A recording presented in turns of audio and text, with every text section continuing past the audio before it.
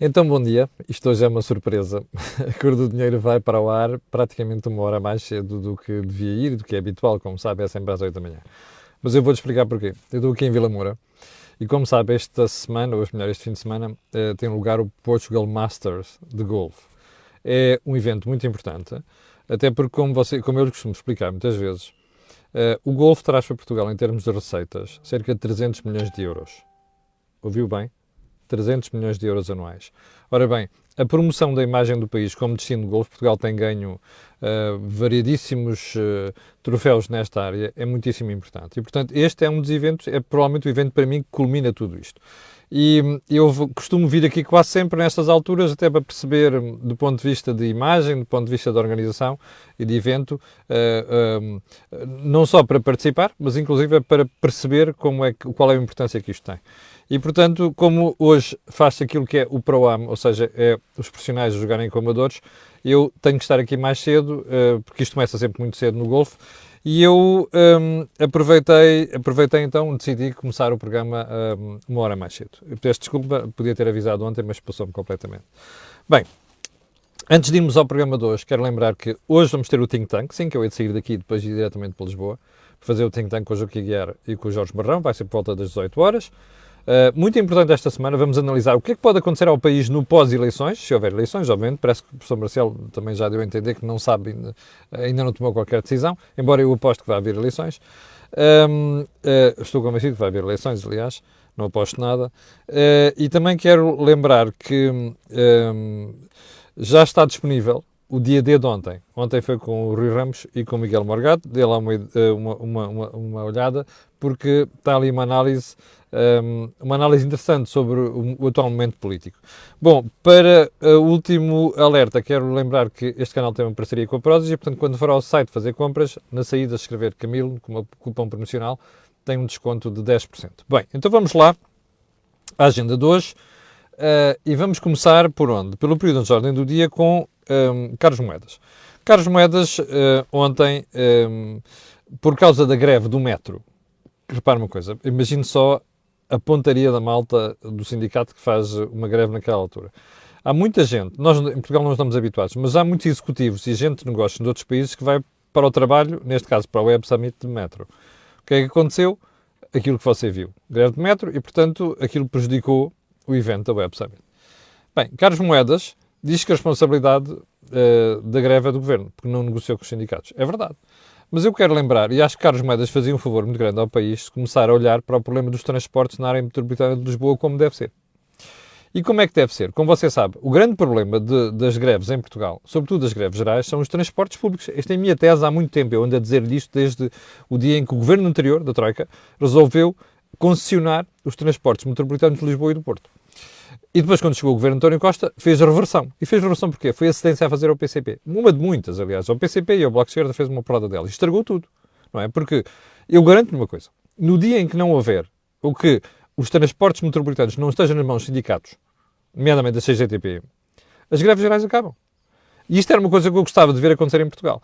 E tenho pena que Carlos Moedas se refira a este problema só nesta perspectiva, em vez de olhar para a questão de fundo. E a questão de fundo é, enquanto os transportes estiverem nas mãos do Estado, das autarquias e o rei que os parta, isto não vai mudar. Percebe? É bom não esquecer esta matéria. Bom, segundo ponto. A agitação no CDS sobrou para Paulo Portas. Como você sabe, no fim de semana, Paulo Portas fez algumas críticas, ao estado, à situação que neste momento se vive no CDS, e fez críticas pesadas. Disse inclusive que parecia uma associação de estudantes, daqueles miúdos da escola e aquela coisada toda, mas houve gente que não gostou. E houve uma senhora, Margarida Bentes Penedo, do CDS, que disse, bom, até parece que quando ele estava no CDS controlava aquilo tudo, dizia uma palavrinha e o pessoal obedecia. Bom, eu acho que a crítica é merecida. E acho que Paulo Portas, aliás, para você ter uma ideia, a expressão foi, deixa-me lá ver aqui,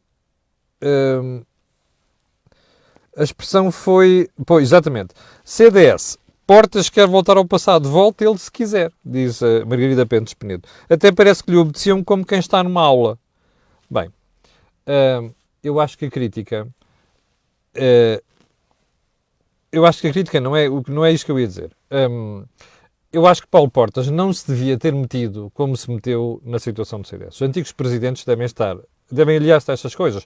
Podem manifestar preocupação, não podem intervir, criticar este ou aquele. Ora bem, sujeita-se a estas coisas. Depois de nós passarmos pelos cargos, é muito fácil dizer, eu quando estava lá e não sei das quantas. A única coisa que é preciso dizer aqui é em privado. E acho que Paulo Portas devia ter dito em privado a Nuno Melo e a Francisco Rodrigues dos Santos, sentem-se, conversem os dois em privado, insultem, se for preciso, andem à chapada, mas depois apareçam com uma posição comum perante o país. Eu acho que Paulo Portas devia ter dito isso. Não devia ter dito mais nada e sujeitou-se a essas críticas e outras que estão a ouvir dentro do CDS. Nós não somos donos dos partidos, não somos donos das instituições. Quando saímos, temos que deixar os filhos, ou quem quer que seja, a gerir as coisas, bem ou mal. Podemos aconselhá-los em privado. Não fica bem a fazermos essas observações em público. Mas enfim. Ponto seguinte. Como você sabe, quando se perspectivava o chumbo no Orçamento de Estado e depois se concretizou o chumbo, o Governo apareceu muito pressuroso a dizer não, isto vai prejudicar a questão do PRR, aquela coisada toda. Bom, eu estava a ver o meu jornal, o Jornal de Negócios, e às tantas dou com afirmações do Sr. Ministro do Planeamento, Nelson de Sousa, a dizer que acredita que não existirão dificuldades na execução do Plano de Recuperação e Resiliência. O Ministro diz que era muito bom que não houvesse crise política. Pois era muito bom muita coisa, mas o mundo é o que é. Mas que apesar desta crise não trazer nada de bom, que o PRR se vai executar. Bom, eu também não tenho qualquer dúvida. Como você disse, como você sabe, fui das primeiras pessoas a avançar esta análise aqui quando estourou a crise política. Portanto, o que é importante aqui é os ministros não fazerem esta figura, os governos também. Primeiro, isto é um drama, não sei o quê. Afinal não é já drama nenhum. Não se vai conseguir aplicar o PRR. Afinal vamos conseguir aplicar o PRR. Isto passa para a opinião pública uma péssima imagem. Que a malta não sabe o que está a dizer, noutros casos que está a fazer um frete, claramente é um frete ao Primeiro-Ministro, e é faltar a verdade ao país. Não faz sentido, não fica bem. Bom, ponto seguinte. O meu jornal, o Jornal de Negócios, diz hoje que o impacto da Web Summit fica abaixo do esperado. Bom, eu não sei qual é a surpresa, aliás, vou-lhe mostrar aqui a manchete, não me surpreende rigorosamente nada. Impacto da Web Summit, está ao contrário, peço desculpa, fica abaixo do esperado. Estimativas de receita fiscal, valor acrescentado bruto e emprego foram revistas em baixa. Bom, para quem está sempre a pegar na Web Summit e achar que é a última Coca-Cola do deserto e vai fazer uma diferença substancial na economia portuguesa, eu acho que devia pensar nisto. Bom, vamos então à agenda normal. E a agenda normal vai começar com a data das eleições. Ontem, para mim, a conclusão mais importante do dia D foi a análise do Miguel Morgado e do Rui Ramos, quando dizem que ainda há a história da data das eleições. Como sabe, em cima da mesa, a partidos que é 9 e 16, o mais provável para algumas pessoas é 16, eu acho que devia ser no mínimo 30, mas o Miguel Morgado avançou uma ideia que me parece muito interessante, que é a história de fazer eleições a 16 de janeiro é favorecer o Bloco de Esquerda e o Partido Socialista. É bom dizer isto. O Partido Socialista porque está com medo da reorganização da direita e quanto mais cedo melhor. O Bloco de Esquerda não, o Chega. E porquê? Porque o próprio André Ventura já manifestou preocupação em que as eleições não fiquem para o final de janeiro. Porquê? Também, do ponto de vista da direita, não dá jeito nenhum à direita que está mais à direita possível, eu não sei se é extrema-direita, mas à direita possível, não dá jeito que esta direita mais moderada se recomponha.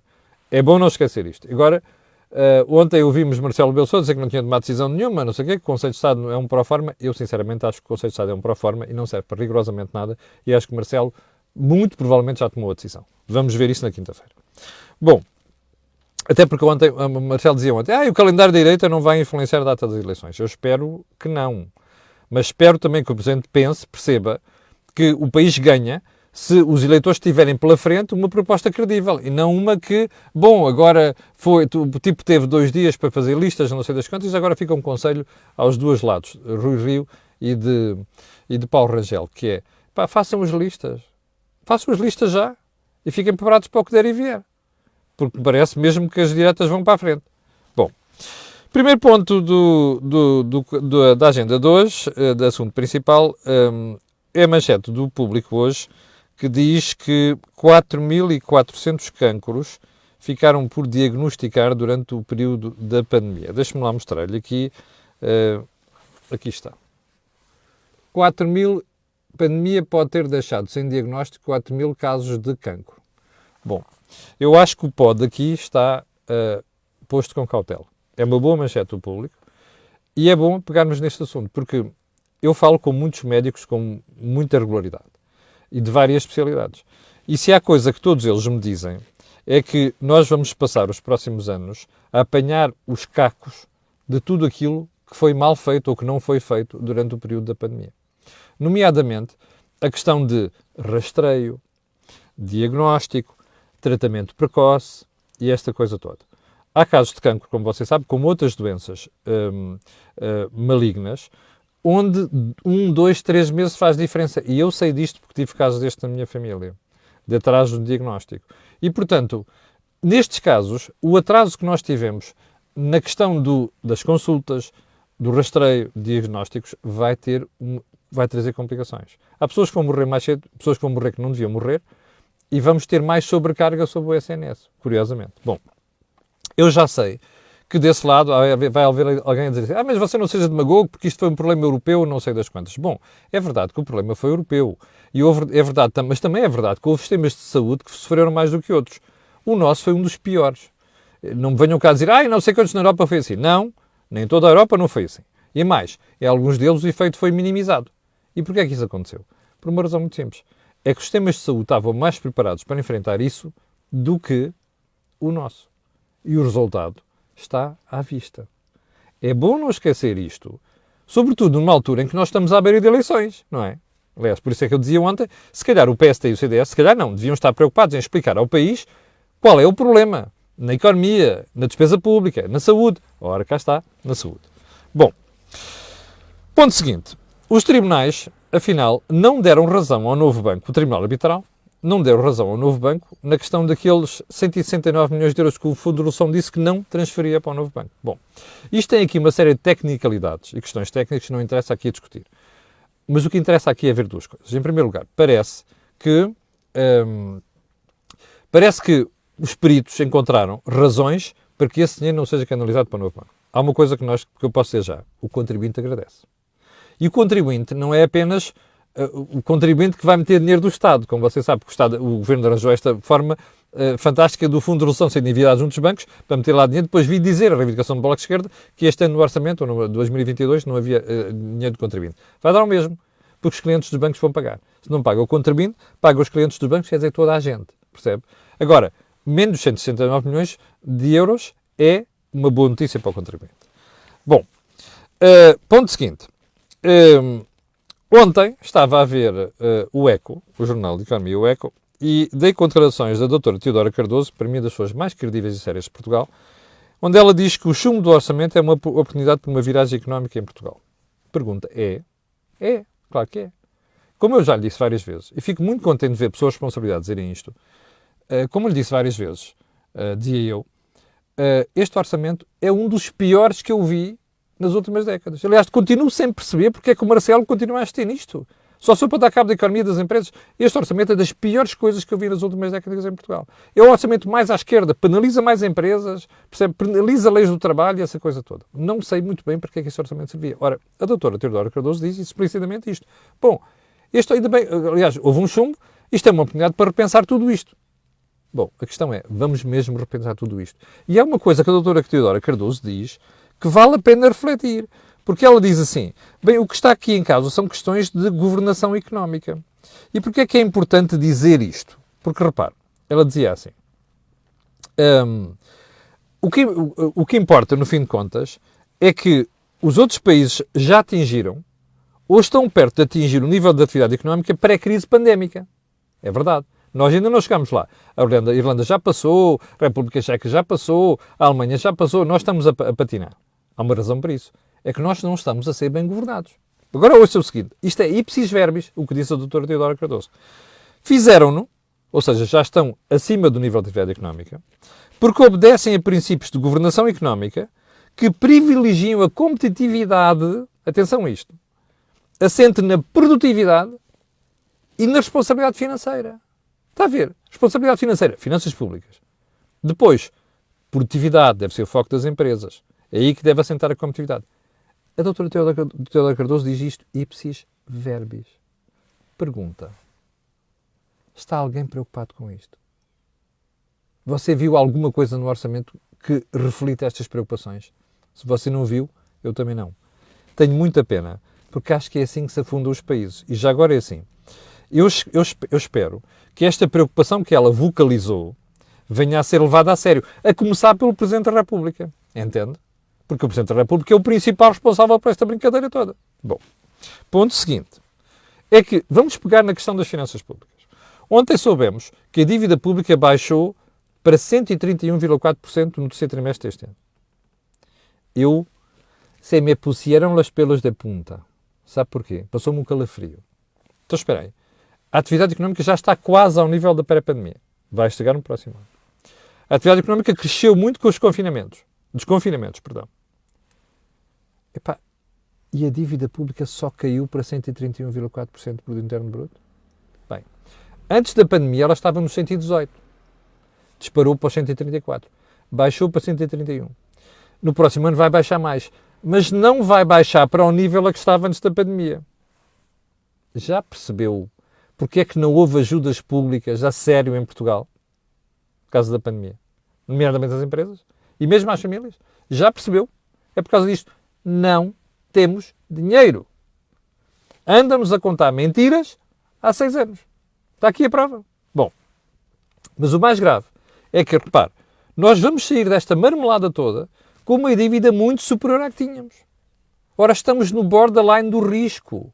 Se a coisa muda de um dia para o outro e as coisas no mercado financeiro mudam muito rapidamente, isto pode ser um problema. Mas você vai se lembrar disto. Vamos chegar ao final do próximo ano, vamos estar no nível de pré-pandemia ou até um bocado acima, mas a dívida pública vai continuar elevada. Isto é preocupante a todos os níveis. Não vejo CDS, PSD a contarem isto ao país, a analisarem isto, em vez de andarem aqui à chapada e à porrada e a chamarem nomes uns aos outros. Não os vejo. Era isto que devia estar a ser discutido. Era isto que devia estar a ser explicado ao país, porque isto é obra do Dr. António Costa. Ó pessoal do CDS e PSD, acordem, acordem, ok? É isto que o país precisa de ouvir. Bom, vamos para a saúde e vamos terminar com isto, que eu fiquei de tratar disto ontem. Eu não sei se viu ontem a SIC Notícias estava em direto do Cacém, no centro de saúde, e a fila era brutal, às 7 da manhã. As pessoas iam para lá de madrugada, como no carregado, aliás. Está a ver o SNS? Estamos a recuperar o tema da saúde. O SNS é isto. Há alguma razão para nós estarmos a passar por isto? Não. A despesa pública aumentou brutalmente. Aliás, eu não sei se já fizeram aquela conta que pedi aqui há 2 semanas. Já foi ver quanto é que cresceu a despesa pública entre 2016 e 2021? Já foi ver? Bom, aumentou-se a despesa pública brutalmente com os salários, está a ver, na administração pública. Os centros de saúde são o que são. A saúde é aquilo que eu lhe descrevi há bocadinho. Bom, isto é preocupante. E já agora, como frase da semana, eu escolhi a frase do Dr. Adalberto Campos Fernandes, ex-ministro da Saúde. Ele, na entrevista ao público, uma excelente entrevista, aliás, muito bem conduzida pelos entrevistadores, diz assim: vejo dentro do PS um fascínio por fazer do partido um bloco de esquerda 2.0. Primeira pergunta. O Dr. Adalberto Campos Fernandes, que é do Partido Socialista, só acordou agora. Quando ele foi ministro, não tomaram decisões, o governo não tomou decisões que configuram o tal bloco de esquerda 2.0. Tomou. Então porquê é que o Dr. Adalberto Campos Fernandes só acordou agora? Porque estamos perante uma crise? Porque ele percebe que é a oportunidade de tentar mudar alguma coisa no partido ou no governo? Porque está retabiado? Não sei. Há uma coisa que eu sei. Estas coisas não servem nada ao país. Porque a pergunta que temos que fazer agora é onde é que o ex-ministro quer chegar? Até porque ele, ao dizer isto, e ele diz explicitamente, porque esta frase é ipsis verbis o que ele diz, mas para termos uma ideia, ele diz assim: esse não é o meu Partido Socialista e não é o de muitos milhares de militantes e muitos milhares de homens e mulheres que fazem o PS. Nós temos muito respeito pelas posições do Bloco, do Partido Comunista, mas o PS é um partido europeu que fundou a liberdade em Portugal e que tem uma história de desencontro, diria até mais desencontros do que encontros no seu passado. Bem, não consigo perceber. A clareza é importante e eu espero sinceramente que o PS mantenha um espaço de grande moderação. O Dr. Adalberto Campos Fernandes era ministro quando o PS começou a mostrar sinais de pouca moderação. E quando começou a ceder ao Bloco, que é o Partido Comunista Português, porquê é que só acorda agora? Bom, mais. Mas, a certa altura, o jornalista pergunta assim: coloca Marta Temido, que é a sua camarada de partido agora, nesse lote mais à esquerda do PS? Não sei. Não sabe. Sabe. Mas veja, não lhe conheço o pensamento político e, portanto, o que tenho visto das últimas declarações que tem feito é uma afirmação mais à esquerda. Oh, homem, é isto que me incomoda nos políticos. Não os têm no sítio para ir com a crítica até ao fim. A Marta Temido é de extrema esquerda. A Marta Temido é da zona do Bloco, da ala esquerda do PS. A Marta Temido é das pessoas que alegremente cede à extrema esquerda. O que é que impede o Dr. Adalberto Campos Fernandes de ser corajoso, direto e criticar isto?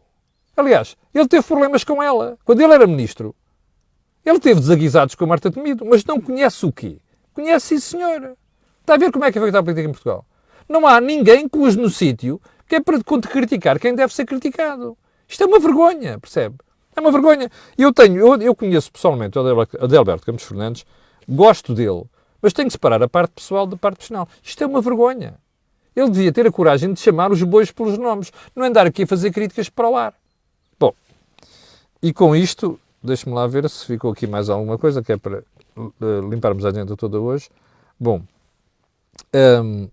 eu acho que Adalberto Campos Fernandes percebeu que é o momento de fazer crítica. Não é assim. Se quer fazer crítica, faz crítica a sério. E faz crítica profunda. E bom, chegamos ao final do programa de hoje. Eu peço desculpa, não tinha avisado que íamos começar mais cedo. Quero agradecer a quem está a ver. 2.500 pessoas a esta hora da manhã é muito bom. Quero pedir a estas pessoas e outras que vão ver aquilo que peço sempre, que é colocarem um gosto, fazerem partilha nas redes sociais. Também já percebeu porquê? Aquilo que houve aqui não houve em mais lado nenhum. Já agora, quero lembrar que o Think Tank vai mesmo ser hoje. Vai ser entre as 18 e as 19 horas. Obrigado, com licença, e até logo.